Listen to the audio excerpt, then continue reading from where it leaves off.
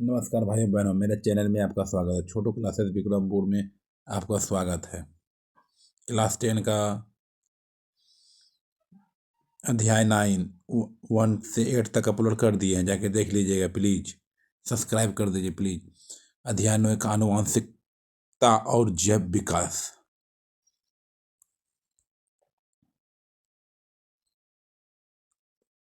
अध्याय 9 आनुवंशिकता और जैव विकास। मटर को अपने प्रयोग के लिए किसने चुना? मटर को अपने प्रयोग के लिए किसने चुना? मेंडल ने। जीन की रासायनिक संरचना क्या है? जीन की रासायनिक संरचना क्या है? डीएनए। स्त्री में गुणसूत्र होते हैं। स्त्री में गुणसूत्र होते हैं 2x। पुरुष में गुणसूत्र होते हैं 1x 1y। पुरुष में गुणसूत्र होते हैं 1x 1y। स्त्री में गुणसूत्र होते हैं 2x। अनिषेचित अंडाणु में हमेशा गुणसूत्र होता है 1। अनिषेचित अंडाणु में हमेशा गुणसूत्र होता है 1x 1x 1x 1x 1x 1x।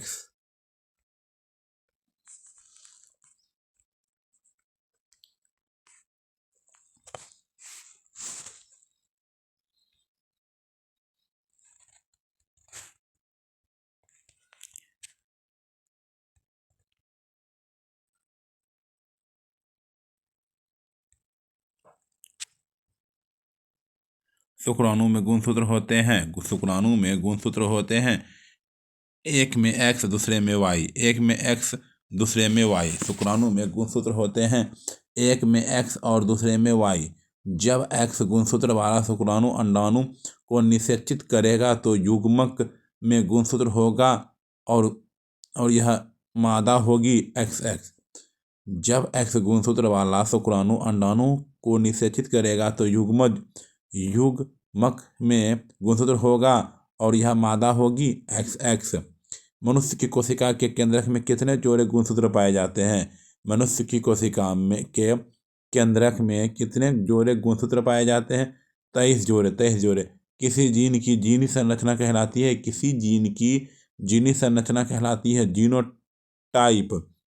किसी जीन की जीनी संरचना कहलाती है जीनोटाइप। वंशागत नियमों का पालन किसने किया? मेंडल ने। वंशागत नियमों का पालन किसने किया? वंशागत नियमों का पालन किसने किया? मेंडल ने किया। वंशागत नियमों का पालन किसने किया? मेंडल ने किया। अगर किसी व्यक्ति में लिंग गुणसूत्र XY उपस्थित है तो उस व्यक्ति का लिंग क्या होगा? पुरुष। अगर किसी व्यक्ति में लिंग गुणसूत्र XY उपस्थित हो तो उस व्यक्ति का लिंग क्या होगा? पुरुष। संतान का लिंग निर्धारण किस पर निर्भर करता है? संतान का लिंग निर्धारण किस पर निर्भर करता है?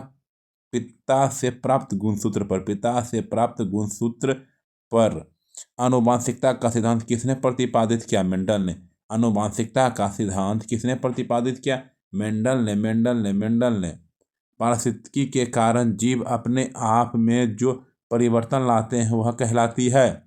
पारिस्थितिकी के कारण जीव अपने आप में जो परिवर्तन लाते हैं वह कहलाती है अनुकूलन।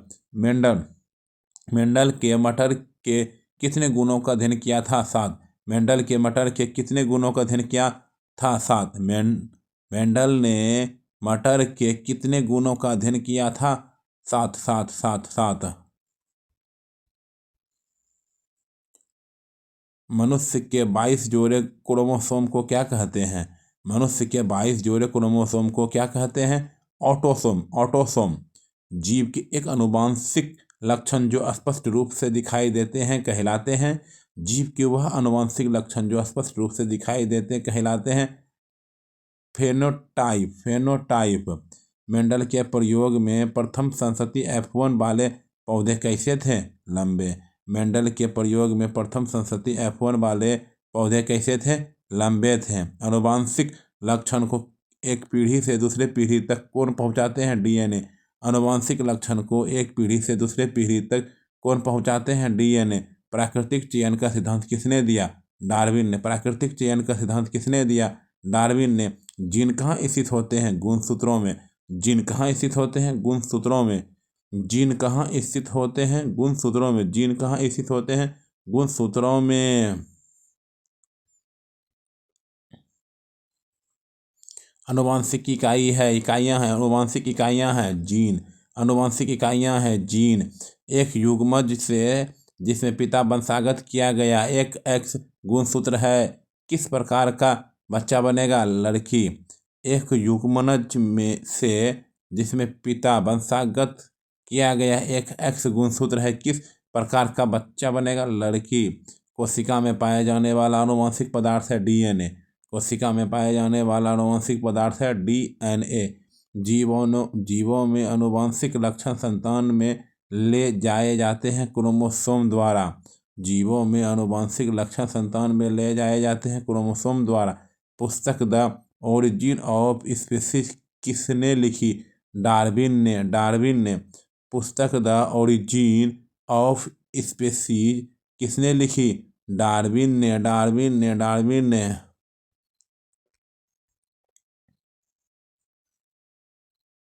फिलॉसफी जूलॉजी किसकी पुस्तक थी? लेमार्क की।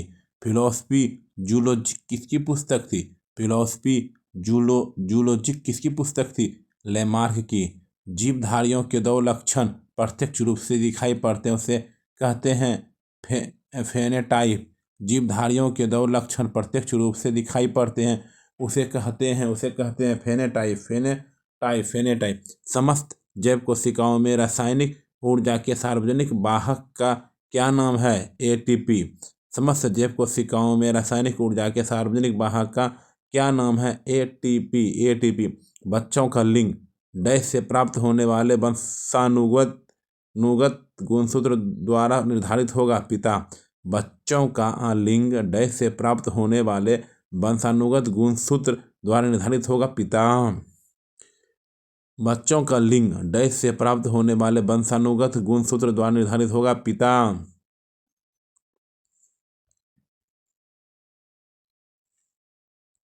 जैव विकास को सर्वप्रथम किसने समझाया? लेमार्क ने।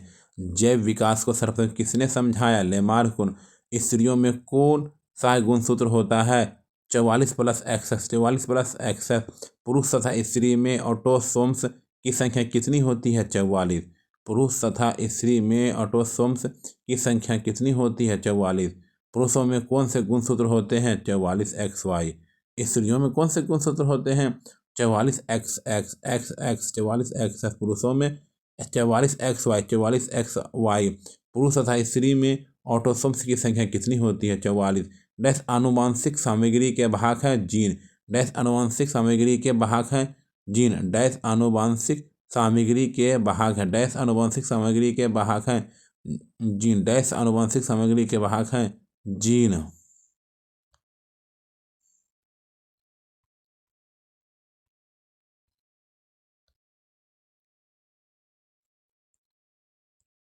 एक मादा युग्मक में डैश क्रोमोसोम होते हैं? 23। एक मादा युग्मक में डैश क्रोमोसोम होते हैं? 23। डैश आनुवांशिक गुणों के वाहक हैं? डैश आनुवांशिक गुणों के वाहक हैं डीएनए। डैश आनुवांशिक गुणों के वाहक हैं डीएनए। कौन सा महाद्वीप मानव जाति का जन्म स्थल कहलाता है? अफ्रीका। कौन सा महाद्वीप मानव जाति का जन्म स्थल कहलाता है? अफ्रीका। मेंडल के एक संस्करण प्रयोग के दौरान F2 पीढ़ी में लंबे एवं बौने पौधे का लक्षण प्रारूपी अनुपात कौन सा है? 3:1। मेंडल के एक संस्करण प्रयोग के दौरान F2 पीढ़ी के लंबे एवं बौने पौधे का लक्षण प्रारूपी अनुपात कौन सा है? 3:1। मेंडल के एक संस्करण प्रयोग में F1 पीढ़ी उत्पन्न मटर के संकर नस्ल के पौधे को किसके द्वारा इंगित किया गया है? बड़ी टी छोटी टी। मेंडल के संस्करण प्रयोग के F1 पीढ़ी उत्पन्न मटर के संकर नस्ल के पौधे को किस द्वारा इंगित किया जाता है? बड़ी टी छोटी टी।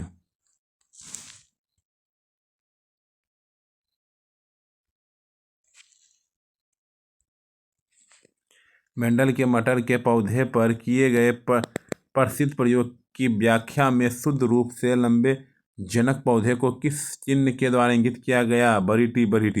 मेंडल के मटर के पौधे पर किए गए प्रसिद्ध प्रयोग की व्याख्या में शुद्ध रूप से लंबे जनक पौधे को किस चिन्ह के द्वारा इंगित किया गया? बरीटी बरीटी।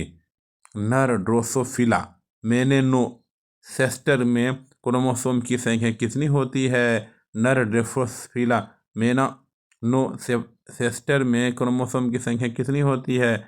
6 autosome plus XY। 6 autosome plus XY। किसके सिद्धांत को उपवर्जित लक्षणों की वंशागति का सिद्धांत कहते हैं? लेमार्क।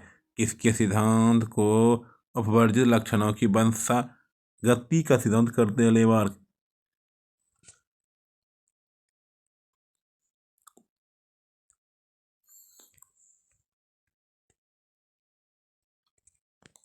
वैसे अंग जिनकी मौलिक संरचना तो एक समान होती है, परंतु उनके द्वारा किया जाने वाला कार्य भिन्न होता है, क्या कहे जाते हैं? समजात अंग। वैसे अंग जिनकी मौलिक संरचना तो एक समान होती है, परंतु उनके द्वारा किया जाने वाला कार्य भिन्न होता है, क्या कहे जाते हैं? समजात अंग। चमगादड़ एवं पक्षी के पंख किस प्रकार के अंग के उदाहरण हैं? चमगादड़ एवं पक्षी के पंख किस प्रकार के अंग के उदाहरण हैं? समरूप के। मनुष्य और गाय के अग्रपाद आपस में क्या है? समजात अंग। मनुष्य और गाय के अग्रपाद आपस में क्या है? समजात अंग। आनुवंशिक पदार्थ का विनिमय कब होता है? लैंगिक जनन द्वारा। आनुवंशिक पदार्थ का विनिमय कब होता है? लैंगिक जनन द्वारा। लैंगिक जनन द्वारा। आनुवंशिक पदार्थ का विनिमय कब होता है? लैंगिक जनन द्वारा। आनुवंशिक पदार्थ का विनिमय कब होता है? लैंगिक जनन द्वारा। लैंगिक जनन द्वारा। लैंगिक जनन द्वारा। लैंगिक जनन द्वारा। लैंगिक जनन द्वारा। कीटों के पंख चमगादड़ के पंख किस तरह के होते हैं? कीटों के पंख चमगादड़ के पंख किस तरह के अंग हैं? समवृत्तीय अंग है। कौन से? समवृत्तीय अंग। समजात अंगों का उदाहरण है हमारा हाथ और कुत्ते के अग्रपाद।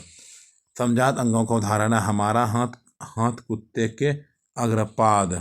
सर्वप्रथम जीन शब्द का प्रयोग किसने किया?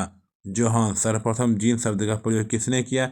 जोहान। सर्वप्रथम जीन शब्द का प्रयोग किसने किया? जोहान्स। समरूप अंग होते हैं कार्य में समान। समरूप अंग होते हैं कार्य में समान। समरूप अंग होते हैं कार्य में समान। समजात अंग होते हैं रचना में समान। समजात अंग होते हैं रचना में समान। लक्षणों को नियंत्रित करने वाली इकाई का क्या नाम है? जीन। लक्षणों को नियंत्रित करने वाली इकाई का क्या नाम है? जीन। लक्षणों को नियंत्रित करने वाली इकाई का क्या नाम है? जीन। समजात अंगों का उदाहरण है हमारा हाथ कुत्ते का अग्रपाद। हमारा हाथ कुत्ते का अग्रपाद। हमारा हाथ कुत्ते। समजात अंगों का उदाहरण है हमारा हाथ है कुत्ते का अग्रपाद। कुत्ते का अग्रपाद। कुत्ते का अग्रपाद।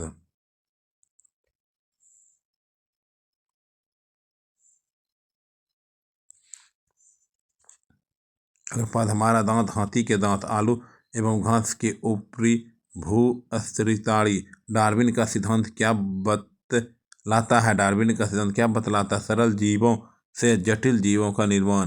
सरल जीवों से जटिल जीवों का निर्माण। वैसे जीव जो आपस में प्रजनन कर अपने जैसी संतान उत्पन्न करते हैं क्या कहलाते हैं? एक जाति। वैसे जीव जो आपस में प्रजनन कर अपने जैसी संतान उत्पन्न करते हैं एक जाति। पक्षी और तितली के पंख कैसे अंग हैं? समरूप अंग। पक्षी और तितली के पंख कैसे अंग हैं? समरूप अंग हैं। किस प्रजाति में अत्यधिक विविधता देखी जाती है? मनुष्य में। किस जाति में अत्यधिक विविधता देखी जाती है? मनुष्य में। जीवों में वंशागत गुणों का निरीक्षण होता है।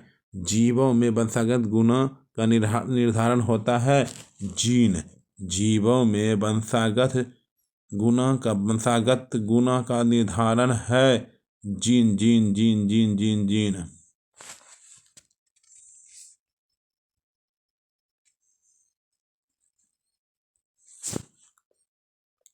मेंडल का प्रथम नियम क्या है? मेंडल का प्रथम नियम क्या है? पृथक्करण का कार्य। पृथक्करण का कार्य पीढ़ी दर पीढ़ी जनकों से उनके संतानों में संचालित होने वाले गुण क्या कहते हैं? पीढ़ी दर पीढ़ी जनकों से उनके संतानों में संचालित होने वाले गुण क्या कहते हैं? अनुवांशिकता। अनुवांशिकता। कौन सा गुण जैव विकास में मुख्य भूमिका निभाता है? अनुवांशिक गुण। कौन सा गुण जैव विकास में मुख्य भूमिका निभाता है? अनुवांशिक गुण। एक संकर संस्करण का प्रारूप अनुपात है 3:1। एक संकरण का प्रारूपी अनुपात है 3:1, 3:1, 3:1, 3:1, 3:1, 3:1, 3:1।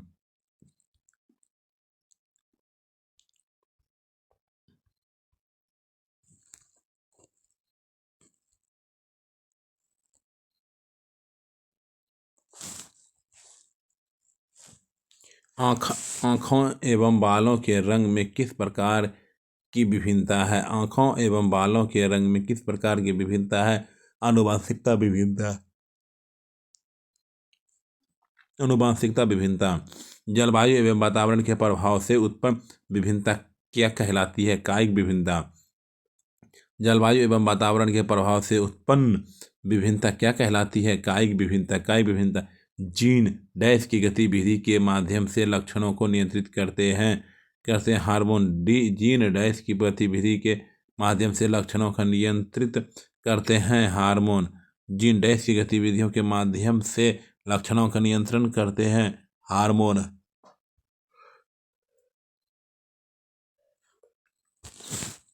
जीन डैश की गतिविधि के माध्यम से लक्षणों को नियंत्रित करते हैं हार्मोन।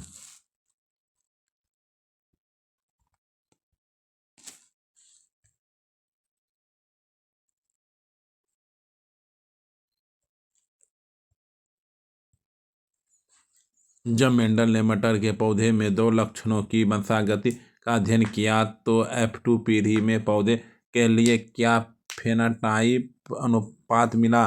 3:9:3:3:1। एक लंबे पौधे टी और बड़ी टी एक छोटे पौधे छोटी टी बीच संस्करण के परिणाम स्वरूप उत्पन्न F1 संतति के सभी पौधे लंबे होने का क्या कारण है? क्योंकि पौधे की लंबाई के द्वारा नियंत्रित होता है। सामान्य मानव कोशिका में 46 गुणसूत्र हैं जबकि जनन कोशिका में 23 गुण है। सामान्य मानव कोशिका में 46 गुणसूत्र हैं जबकि जनन कोशिका में 23 गुणसूत्र हैं। 23 गुणसूत्र हैं। 23 गुणसूत्र हैं। 23 गुणसूत्र हैं। 23 गुणसूत्र हैं। व्यक्ति का लिंग निर्धारण किसके द्वारा होता है? व्यक्ति का निर्धारण किसके द्वारा होता है? शुक्राणु में मौजूद गुणसूत्रों। शुक्राणु में मौजूद गुणसूत्रों। मॉडल ने अपने प्रयोगों में मटर के पौधे की किस विशेषता का उपयोग नहीं किया गया था? पत्तों की आकृति। मानव नरों में मौजूद लिंग निर्धारण गुणसूत्र XY है। इनके बीच क्या अंतर है? X गुणसूत्र बड़ा होता है जबकि Y गुणसूत्र छोटा होता है। गुणसूत्र बड़ा होता है, X गुणसूत्र बड़ा होता है, Y गुणसूत्र छोटा होता है। यदि एक पौधे का समजीनी छोटी है तो समलक्षणी डैश होगा बौना और गीला।